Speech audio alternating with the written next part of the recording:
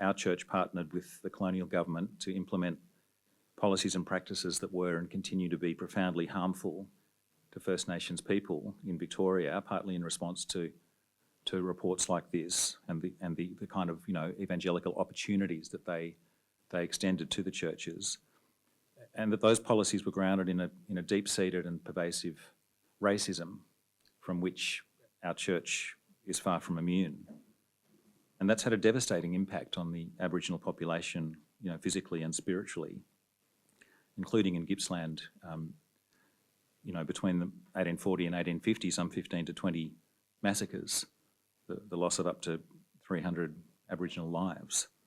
And whatever else they were, the missions were places of confinement, culturally, temporally, geographically.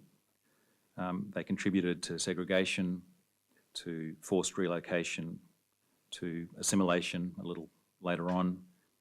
And, whilst we might argue, as per Professor Reynolds' evidence, that there were, better and worse experiences of missions, there's no escaping the fact that the system itself, following on from these kinds of reports, was irredeemably broken.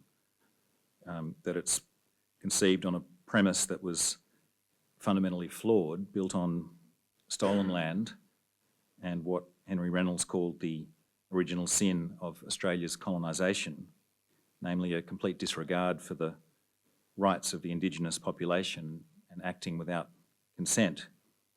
And so it's pretty hard to preach the gospel on stolen land.